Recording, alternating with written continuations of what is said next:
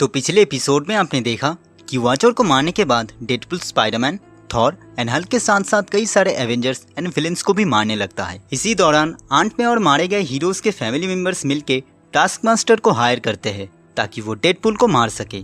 अब आगे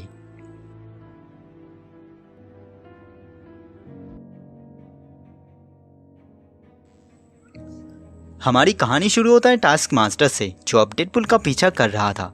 पर जहाँ पर भी वो जा रहा था डेडपुल को ढूंढते हुए, उसे सिर्फ डेड बॉडीज मिल रहा था जिनको अभी तक डेडपुल ने मारा था। दरअसल टास्क मास्टर मार्वल कॉमिक्स की one of the most unique super villains में से था, जो किसी के भी फाइटिंग स्टाइल को कॉपी कर सकता था। तो इस वजह से इन सुपर विलेंस एंड हीरोज के डेड बॉडीज को देखकर टास्क मास्टर को बहुत दुख हो रहा था, क्योंकि कभी न कभी उसने उन लोगों के फाइटिंग स्टाइल को कॉपी किया था। पर उसका यही दुख गुस्से में बदल जाता है जब वो पावर पैक को भी मरे हुए देखता है। दरअसल पावर पैक एक सुपर हीरो का ग्रुप था जो 4 छोटे छोटे भाई बहन से बना था। इसी वजह से टास्क मास्टर अब ठान लेता है कि वो किसी भी कीमत पर डेडपुल को मार के रहेगा। पर इसके पहले उसे जानना होगा कि डेडपुल आखिर है कहाँ। तभी हम डेडपुल का आवाज एक बिल्डिंग से सुनते हैं, जो प्रोफेसर एक्स को जगाने की कोशिश कर रहा था, क्योंकि वेड को प्रोफेसर एक्स के साथ बहुत बातें करनी थी। आगे चेयर से बंधे प्रोफेसर एक्स को जगाते हुए वेड कहता है कि चार्ल्स तभी चैन से सो पाएंगे जब वो मर जाएगा, पर इसमें अभी काफी वक्त है। अभी तो उन्हें वेड के साथ इस पूरे शो को एंजॉय करना है। चार्ल्स वेड से पूछता है कि वेड आखिर ऐसा कर क्यों रहा है, जबकि इसी वजह से कई लोग मर रहे हैं। डेडपुल जवाब ना देते हुए एक दूसरा सवाल पूछता है कि क्या चार्ल्स को सच में लगता है कि उनमें से कोई भी कुछ फील कर सकता है, क्योंकि अगर ऐसा है तो इसके बाद जो भी होगा वो चार्ल्स को और भी दुखेगा। और ऐसा कहने के साथ ही वेड चार्ल्स के पैर पे एक नाइफ को घुसा देता है और चार्ल्स से कुछ कहने के लिए कहता है। तभी प्रोफेसर एक्समैन के कुछ मेंबर्स को कांटेक्ट करते हैं, जिसके बाद स्कॉट, एमा, सैम और पिक्सी को चार्ल्स का खबर मिलता है, जिससे वो लोग उसी तरफ जाने ही लगते हैं कि तभी एक रेड मास्क जैसा कोई चीज स्कॉट के फेस पे जाके चिपक जाता है। वो चीज जल्दी जल्दी सूख के हार्ड हो जाता है, इसलिए स्कॉट का सांस लेना भी अब मुश्किल हो चुका था। स्कॉट उस फेस मास्क को तोड़ने के लिए अपने लेजर्स का यूज करता है, पर तभी वो मास्क पूरी तरह से फट जाता है, जिस वजह से वहाँ पे खड़े सारे एक्समैन वहीं पे मर जाते हैं। और ये चीज डेडपुल और चार्ल्स कई सारे टीवी में देखते हैं और अपने लोगों को इस तरह मरते हुए देख चार्ल्स को काफी बुरा लगता है। पर वेड उनसे पूछता है कि चार्ल्स हमेशा अपने टीम को बढ़ाने में क्यों लगे रहते हैं। पर जो भी हो, अब उन्हें ये देखना है कि बाकी के लोग कैसे कर रहे हैं। डेडपुल के रिमोट को दबाते ही हम कोलोसिस, गैम्बिट और राफ को देखते हैं, जो एक ऐसी जगह फंसे हुए थे जिनकी दीवारें उनकी तरफ धीरे धीरे बढ़ रहा था। पर गैम्बिट को लग रहा था कि कोलोसिस उन्हें बचा लेगा। तभी उन तीनों पे जोरदार बिजली गिरता है और उनकी भी डेथ हो जाता है। प्रोफेसर एक्स ये सब देख के और रह नहीं पाते। तभी डेडपुल के दिमाग के वो आवाज फिर से कहता है कि चार्ल्स अब बात करना चाहते हैं। उनके लिए ये कभी भी आसान नहीं था डेडपुल के दिमाग में झांकना, पर उन्हें लगता है कि अगर वो ऐसा कर पाए तो वो वेड के दिमाग को पढ़ सकते हैं, तो उन्हें एक मौका देना चाहिए।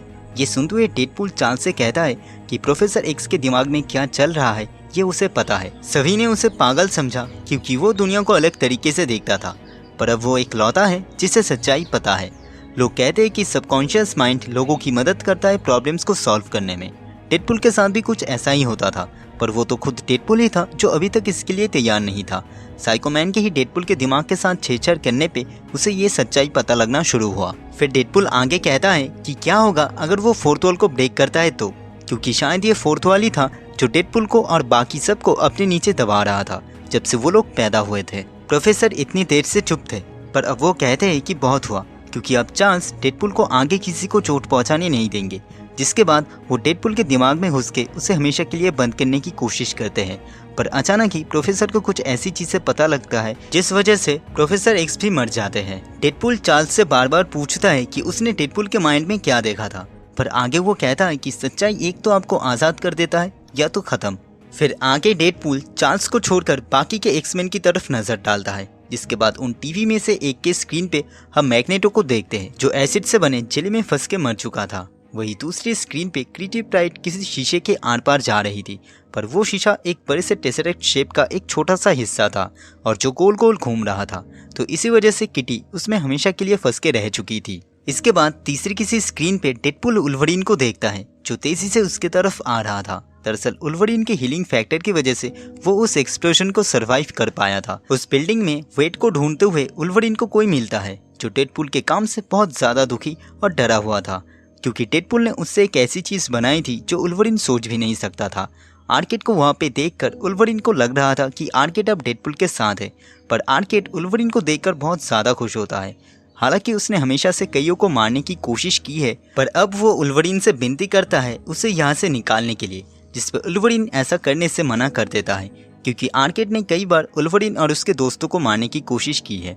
इसलिए वुल्वरीन आर्केड को मार देता है। पर तभी वुल्वरीन को किसी जले हुए चीज़ का स्मेल आता है। उसे स्मेल का पीछा करते हुए वुल्वरीन देखता है कि उसके दोनों बच्चे X-23 और डार्किन को जलाया जा रहा था। तभी वुल्वरीन को डेडपुल का आवाज़ आता है, जो कहता है कि बुरा हुआ। कंप्यूटर डार्किन और X-23 के हेल्थ को लगातार मॉनिटर कर रहा था। उनका पूरा शरीर हील होते ही फ्लेम थ्रोअर्स दोबारा उनके शरीर को जला रहा था। तभी डेडपुल आगे कहता है कि हीलिंग फैक्टर से भिड़ने के लिए उसके पास सिर्फ एक ही रास्ता था, पर अब शायद उन्हें एक हंटर की तरह लड़ना चाहिए। ऐसा कहने के साथ ही डेडपुल वुल्वरीन के सामने आता है एक अजीबोगरीब कॉस्ट्यूम के साथ। वुल्वरीन को बहुत ज्यादा गुस्सा आता है और वो डेडपुल के ऊपर वार करते हुए कहता है कि वो कोई हंटर नहीं है, जिस पे डेडपुल मजाक उड़ाते हुए कहता है कि क्या सच में ऐसा है। लेकिन डेडपुल ने तो एक माउंटेन मैन या एक समुराई मैन जैसा कॉस्ट्यूम पहना था।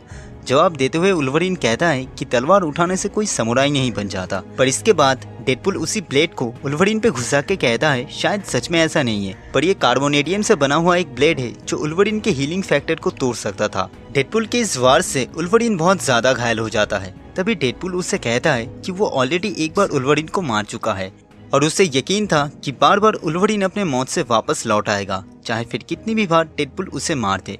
और इसका रीजन वुल्वरीन का हीलिंग फैक्टर नहीं था, क्योंकि उसका म्यूटेंट पावर का भी हीलिंग फैक्टर था ही नहीं।